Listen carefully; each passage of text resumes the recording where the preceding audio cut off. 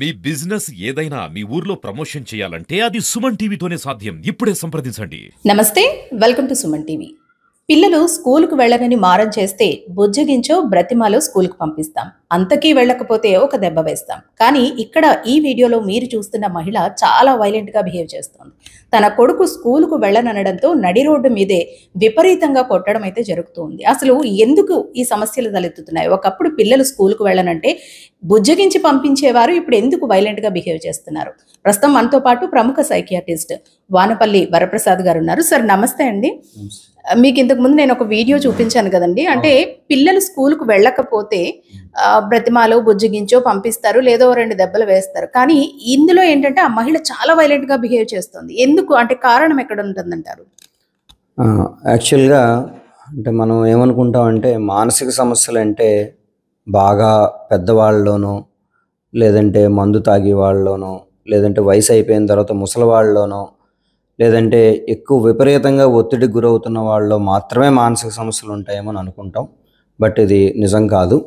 మానసిక సమస్యలకి వయసు అతీతం కాదు. అంటే అప్పుడే పుట్టిన బిడ్డ నుంచి చనిపోయే వరకు వయసు వరకు కూడా మానసిక సమస్యలు వచ్చే అవకాశం ఉంది.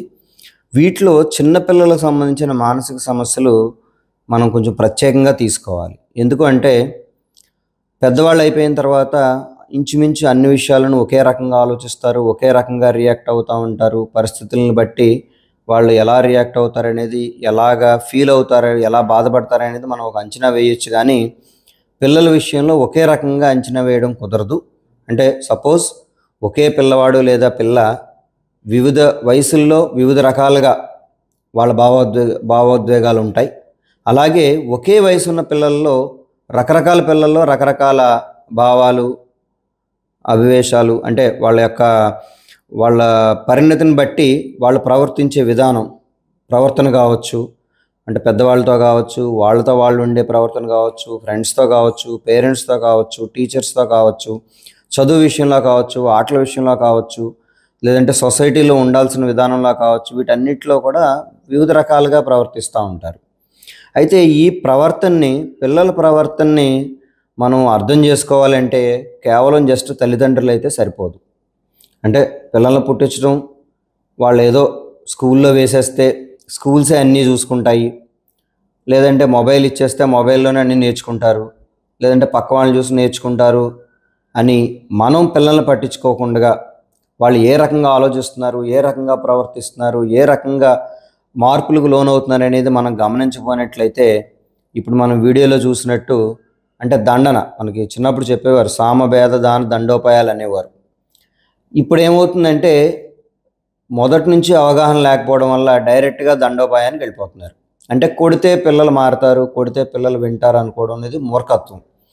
కొట్టడం వల్ల, పనిష్మెంట్ ఇవ్వడం వల్ల పిల్లలు మారరు, చెప్పడం వల్ల పిల్లలు మారరు. వాళ్ళు ఎప్పుడైనా ఉండాల్సిన విధంగా కాకుండా వేరే విధంగా ఉంటున్నారన్నప్పుడు తల్లిదండ్రులు ఆలోచించాల్సింది ఆ పిల్లలకి ఏమైనా మానసిక సమస్యలు ఉన్నాయా అనేది ఆలోచించాలి. ఈ మానసిక సమస్యలు కూడా అన్నీ ఒకే రకంగా ఉండవు. అలాగే తల్లిదండ్రులు కూడా అందరూ ఒకే రకంగా అవగాహనతో కలిగి ఉండరు. కాబట్టి తల్లిదండ్రులందరికీ సింపుల్గా ఉపయోగపడేటట్టు నేను ఒక ఆర్డర్ చెప్తాను. ఆ ఆర్డర్ ఏంటంటే, ఎప్పుడైనా మీ పిల్లలు స్కూల్కి వెళ్ళను అంటున్నారు అంటే ఫస్ట్ ఆఫ్ ఆల్ వాళ్ళు చదివే విధానం ఎలా ఉంది, వాళ్ళ చదువులో పరిజ్ఞానం ఎలా ఉంది అనేది పూర్తిగా టీచర్లకు వదిలేయకుండా, స్కూళ్ళ మీదే మొత్తం భారం పెట్టేయకుండా, వాళ్ళు హోంవర్క్ చేసేటప్పుడు లేదంటే వాళ్ళు రాసిన క్లాస్ వర్క్లు ఎలా ఉన్నాయి అనేది మీరు ఎప్పుడైనా గమనించారా అనేది మీరు ఆలోచించుకోవాలి. అంటే వాళ్ళ తెలివితేటలు ఎంతవరకు ఉన్నాయి. ఈ రోజుల్లో తల్లిదండ్రులు ఏమనుకుంటున్నారంటే పిల్లవాడు మొబైల్ని ఉపయోగిస్తుంటే తెలివితేటలు ఉన్నాయనుకుంటున్నారు, లేదంటే ఒక కారు బొమ్మనో, ఒక రిమోట్ బొమ్మనో, లేదంటే ఏదైనా ఒక పరికరాన్ని ఉపయోగిస్తుంటే వాళ్ళకి తెలివితేటలు ఉన్నాయి, విపరీతంగా మా పిల్లవాడు చాలా తెలివైనవాడు అనుకుంటూ ఉంటారు. కానీ తెలివితేటలు అనేది మొబైల్ వాడడంలోని, బొమ్మలతో ఆడుకోవడంలోనే ఉండదు. తెలివి అనేది ఒక అంకె కాదు. యూజువల్గా ఏంటంటే ఐక్యూ అనేది తెలియడం వల్ల అదొక నెంబరు, ఆ ఐక్యూ ఎక్కువ ఉంటే తెలివైనవాడు అని అనుకుంటూ ఉంటారు. కరెక్ట్ కాదు. చిన్నపిల్లల విషయంలో తెలివితేటలను మనం వివిధ అంశాల్లో పరిశీలించాల్సి ఉంటుంది. అంటే వాళ్ళు అర్థం చేసుకునే పరిజ్ఞానం ఎలా ఉంది, దాన్ని లైఫ్ స్కిల్స్ ఉపయోగించే విధానం ఎలా ఉంది, లెక్కలు అర్థమెటిక్ అంటాం, అంటే లెక్కలను అర్థం చేసుకునే విధానం ఎలా ఉంది, అలాగే కమ్యూనికేషన్ స్కిల్స్ ఎలా ఉన్నాయి, అలాగే యాటిట్యూడ్ అంటాం, కొన్ని ప్రాబ్లం వచ్చినప్పుడు దాన్ని సాల్వ్ చేసి పజిల్స్ అది ఇచ్చినప్పుడు ఎలా ఉంది, అంటే లైఫ్లో వాళ్ళకి ప్రాబ్లం వచ్చినప్పుడు ఎలా సాల్వ్ చేస్తారనే దానికి ఉదాహరణల కింద. సో తెలివి అనేది ఒక అంకె కాదు, ఒకే విషయం కాదు, రకరకాల విషయాల్లో వాళ్ళ పరిజ్ఞానాన్ని బట్టి తెలివితేటలు ఉన్నాయా లేదా అనేది తల్లిదండ్రులు ఫస్ట్ ఆఫ్ ఆల్ చూసుకోవాల్సిన విషయం. పిల్లల మీద తల్లిదండ్రులు చూపించాల్సిన శ్రద్ధలో మొట్టమొదటిది వాళ్ళకి జాతకాలు రాయించడం కాదు.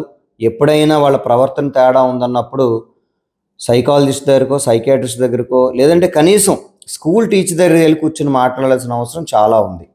ఇవన్నీ ఎందుకు చెప్తున్నానంటే, పిల్లలకి ఏదైనా ప్రాబ్లం ఉందన్న విషయం తల్లిదండ్రులు డైరెక్ట్గా తీసుకోలేరు. సపోజ్ డాక్టర్లు కాదు, టీచర్లు స్కూల్లో చెప్పినప్పుడు, డాక్టర్లు చెప్పిన మొదటగా ఆ డయాగ్నోసిస్లు కానీ ఆ ప్రాబ్లమ్ని కానీ వాళ్ళు వినరు. డినయల్ అంటాం దీన్ని. అంటే అబ్బాయి మా పిల్లాడికి ఏమి ఉండదు, వాళ్ళు అలా చెప్తారు, మేము చిన్నప్పటి నుంచి చూస్తున్నాం కదా, మా వాడు చాలా తెలివైనవాడు, మా అమ్మాయి చాలా తెలివైంది, ఇలా అనుకుంటూ ఉంటారు.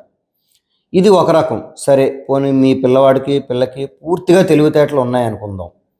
తెలివితేటలు పూర్తిగా ఉన్నా సరే కొన్ని అంశాల వల్ల వాళ్ళ చదువులో వెనకబడే అవకాశం ఉంటుంది. ADHD అని వినుంటారు, attention deficit hyper activity disorder. అంటే వాళ్ళు ఏం చేస్తారంటే క్లాస్లోనే ఉంటారు, టీచర్ వైపు చూస్తూనే ఉంటారు, బ్లాక్ బోర్డ్ వైపు చూస్తూనే ఉంటారు, లేదంటే ఇప్పుడు LCD ప్రొజెక్టర్ స్క్రీన్ వైపు చూస్తూనే ఉంటారు. కానీ మనం చిన్నప్పుడు విన్నాం కదా, బాడీ ప్రెజెంట్ మైండ్ యాబ్సెంట్.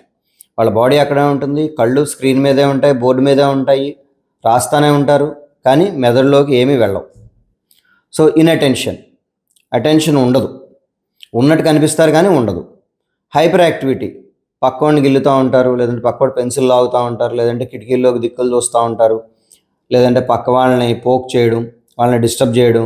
కొంతమంది పిల్లలు అయితే క్లాసులో లేచి నడిచేయడం. సో తెలివితేటలు బాగుండి ఈ ADHD ప్రాబ్లం ఉన్నా సరే మెల్లిగా వాళ్ళకి స్కూల్ అంటే ఇంట్రెస్ట్ పోతుంది, క్లాస్ వర్క్ హోంవర్క్లో గ్యాప్స్ వచ్చేస్తూ ఉంటాయి, మార్కులు సరిగా రావు, టీచర్లు తిడతారన్న భయంతో, యాంగ్జైటీతో స్కూల్కి వెళ్ళమని చెప్తూ ఉంటారు. ఇవి రెండు కాకుండా స్కూల్లో బుల్లింగ్, అంటే వీళ్ళు ఏదో ఒక విషయంలో పక్క పిల్లవాళ్ళు వీళ్ళని ఇబ్బంది పెడుతుంటేనో, లేదంటే వాళ్ళని వెటకారం చేస్తుంటేనో, లేదంటే వీళ్ళని తక్కువగా హ్యూమిలియేట్ చేస్తుంటేనో, ఇలాంటి పరిస్థితులు ఉన్నప్పుడు కూడా స్కూల్కి వెళ్ళాలని అనుకోరు. అలాంటి విషయాలు టీచర్లకి పేరెంట్స్కి చెప్పొచ్చు కదా అని అనుకోవచ్చు, కానీ వాళ్ళకున్న యాంగ్జైటీ వల్ల ఒక్కొక్కసారి పైకి చెప్పరు. అండ్ నాలుగోది కాండక్ట్ డిజార్డర్ అంటాం. అంటే తెలివితేటలు బాగుంటాయి, ADHD లాంటి సమస్యలు ఉండవు, పక్క వాళ్ళు ఎవరు కూడా వీళ్ళని ఏడిపించడం అనేది ఉండదు, రివర్స్లో వీడే ఇంకొకరిని ఏడిపించే టైప్లో ఉంటాడు, పక్క వాళ్ళని కొట్టడం, దొంగతనాలు చేయడం, వాళ్ళ పెన్సిళ్ళు పెన్నులు తీసుకొచ్చేయడం, ఎరేజర్లు తీసుకొచ్చేయడం, వాళ్ళ బాక్సుల్లో అన్నీ తీసేయడం, లేదంటే వాళ్ళని ఏడిపించడానికి ఒకళ్ళ వస్తువులు ఒకళ్ళకి మార్చేయడం, టీచర్ని లెక్క చేయకపోవడం, వీడికన్నా పెద్దవాళ్ళతో స్నేహం చేయడం, వాళ్ళకున్న చెడు అలవాట్లు చేసుకోవడం. సో ఇలాంటి కాండక్ట్. అలాగే ఇంట్లోకి వచ్చేటప్పటికి డబ్బులు దొంగతనం చేయడం, లేదంటే వస్తువులు దొంగతనం చేయడం, అడిగితే అబద్ధాలు చెప్పడం, దొరికిపోతేనేమో స్టార్టింగ్లో దెబ్బలు తినడం, ఆ తర్వాత తిరిగి రివర్స్ అవ్వడం. సో వీటన్నిటినీ కాండక్ట్ డిజార్డర్ అంటాం. ఇలాంటి కాండక్ట్ డిజార్డర్ ఉన్న, ఇలాంటి సమస్యలన్నీ ఉన్నవాళ్ళు స్కూల్కి వెళ్ళడానికి నిరాకరిస్తూ ఉంటారు. చిన్నప్పుడు ఏంటంటే పల్లెటూరుల్లో మనం ఇంటి దగ్గర నుంచి స్కూల్కి వెళ్ళి దారిలో పొలాలో ఏమన్నా అడ్డు ఉంటే స్కూల్కి వెళ్తున్నారని చెప్పి బ్యాగ్ వేసుకుని వెళ్ళి ఆ పొలం గట్టు దగ్గర చెట్ల దగ్గర గడిపేసి సాయంత్రం అయ్యేటప్పటికి మళ్ళీ స్కూల్ అయ్యే టైంకి మిగిలిన వాళ్ళతో కలిసి బ్యాగ్ వేసుకుని, ఒకవేళ యూజువల్గా పక్క ఊరు వెళ్ళినప్పుడు జరిగేవి ఇలాంటివి, వెళ్ళి వచ్చేసేవారు. ట్రాన్సీ అంటాం. అంటే స్కూల్ స్టార్ట్ అయ్యే టైంకి బయటకు వెళ్తారు, మళ్ళీ ఎండ్ అయ్యే టైంకి ఇంటికి వస్తారు, మధ్యలో స్కూల్కి వెళ్ళరు. ఇప్పుడున్న మోడర్న్ సొసైటీలో ఈ బస్సులు, స్కూల్ బస్సులు, ఆటోల వల్ల అలా ఎస్కేప్ అవ్వడానికి ఉండట్లేదు. కాబట్టి స్కూల్కి అయితే వెళ్తారు, వాళ్ళకి ఇష్టం లేనప్పుడు వెళ్ళను అని చెప్తారు. అలాగే కొంతమంది పిల్లల్లో ఆందోళన ఎక్కువ ఉంటుంది, యాంగ్జైటీ. చిన్నపిల్లలకి ఆందోళన ఏంటని అనుకోవచ్చు మీరు. ఎప్పుడైతే పిల్లలు 4 సంవత్సరాలు దాటినా పక్క తడుపుతున్నారో ఫ్రీక్వెంట్గా, లేదంటే గోళ్ళు కొరుకుతున్నారు, లేదు అంటే దేనికైనా కంగారు పడుతున్నారు, లేదంటే రాత్రులు సరిగా నిద్రపోవట్లేదు, ఇలాంటి లక్షణాలు ఉన్నప్పుడు వాళ్ళకి యాంగ్జైటీ ఎక్కువ ఉందని అర్థం చేసుకోవాలి. యాంగ్జైటీ ఎక్కువ ఉన్న వాళ్ళకి కూడా ఏదైనా చిన్న వర్కులు కంప్లీట్ అవ్వకపోయినా స్కూల్లో టీచర్ తిడతారేమో అన్న భయంతో స్కూల్కి వెళ్ళడం అంటూ ఉంటారు. అంటే ఒక పిల్లవాడు కానీ ఒక పిల్ల కానీ మీ పిల్లలు స్కూల్కి వెళ్ళం అని చెప్తున్నారు అంటే దాని వెనక ఒక తీవ్రమైన మానసిక సమస్య ఉంది అని మీరు గుర్తించి ఆ సమస్యను ఏంటనేది ఐడెంటిఫై చేసి సాల్వ్ చేసుకునే విధానంలో ఉండాలి. కానీ కొట్టడం వల్ల తిట్టడం వల్ల వాళ్ళు మీ మాట వినరు. అండ్ ఇప్పుడు ఈ వీడియోలో అంత వైలెంట్గా ఆ తల్లి ఆ పిల్లవాడిని కొట్టడం అనేది మేబీ అంటే కొంతమంది ఇంపల్సివ్గా ఉంటారు తల్లులు, అంటే అలా కొడదామని అనుకోరు, బట్ ఆ కోపంలో అలా కొట్టేస్తారు. ఆ పిల్లవాడి మీద అలా కొడదాం, తర్వాత ఇప్పుడు మనం ఎంత బాధపడుతున్నామో దానికి 100 రెట్లు ఆ తల్లి బాధపడి ఉండొచ్చు, అది మనకు తెలియదు.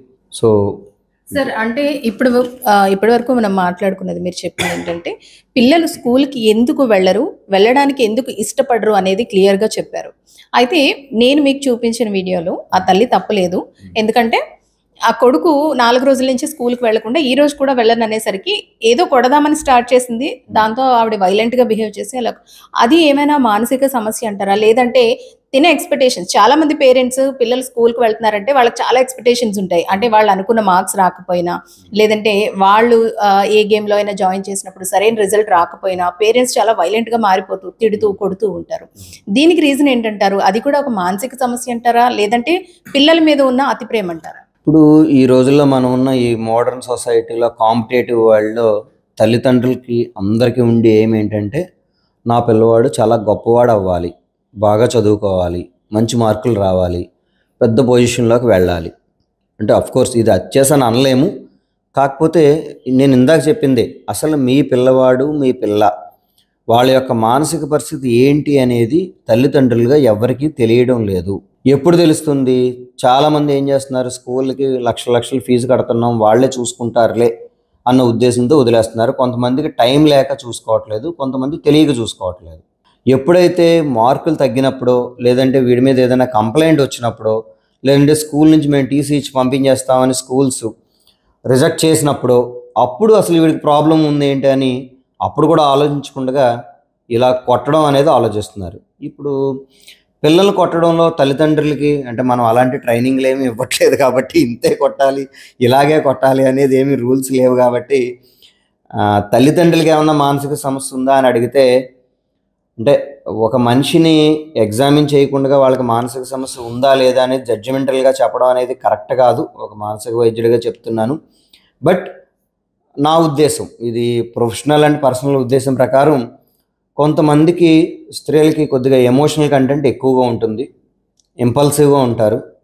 వాళ్ళు ఆ కోపంలో అలా కొట్టాలని అనుకోకపోయినా అలా కొట్టడం, ఒక్కొక్కసారి వాళ్ళకి వాళ్ళు కూడా సెల్ఫ్ హార్మ్ చేసుకునే లక్షణాలు కొంచెం ఎక్కువ ఉన్న వాళ్ళకి ఏదైనా అనుకున్న వెంటనే అయిపోవాలి, అంటే ఇప్పుడు నేను ఏదైనా మాట అంటే అది జరిగిపోవాలి అన్నట్టు ఇంపల్సివ్గా ఉంటారు కొంతమందికి. అది పిల్లలు కావచ్చు, భర్త కావచ్చు, లేదంటే ఇంట్లో తల్లిదండ్రులు కావచ్చు. సో ఇలాంటి లక్షణం ఉన్నవాళ్ళు ఇలా బిహేవ్ చేసే అవకాశం ఎక్కువగా ఉందనేది మాత్రం అంటే మానసిక పరిజ్ఞానంలో నాకున్న అవగాహన బట్టి నేను చెప్పగలను. Right, thank you so much sir. So చూసారు కదండి, లోపం తల్లిలో లేదు, అలాగే కొడుకులో కూడా లేదు. పిల్లల మీద అతిగా ఎక్స్పెక్టేషన్స్ పెట్టుకోవడం, అది పిల్లలు రీచ్ కాలేనప్పుడు, అంటే వాళ్ళు మార్క్స్ సరిగ్గా తెచ్చుకోకపోయినా, వాళ్ళు అనుకున్నది సాధించలేకపోయినా పిల్లల మీద తమ కోపాన్ని ప్రదర్శిస్తూ ఉంటారు. అయితే ఇది కాస్త ఆలోచించదగ్గ విషయమే అంటున్నారు వైద్యులు. ఇలాంటి వాటికి సంబంధించి పిల్లల మనస్తత్వం ఏ విధంగా ఉందనేది ముందుగానే మనం ఒక అంచనా వేసుకోవాలి. ఖరీదైన స్కూళ్లలో లక్షల ఫీజులు పే చేసి స్కూళ్లలో జాయిన్ చేస్తే సరిపోదు. ఎప్పటికప్పుడు వాళ్ళ మానసిక పరిస్థితి ఏ విధంగా ఉంది, స్కూల్లో వాళ్ళు ఎంత కంఫర్టబుల్గా ఉండగలుగుతున్నారు, వాళ్ళకి ఏమైనా సమస్యలు ఉన్నాయా అనేది కూడా మనం అంచనా వేసుకోవాలంటూ కూడా వైద్యులు సూచిస్తున్నారు. కెమెరా పర్సన్ శ్రీధర్తో అనుశ్రీ, సుమన్ టీవీ, కాకినాడ.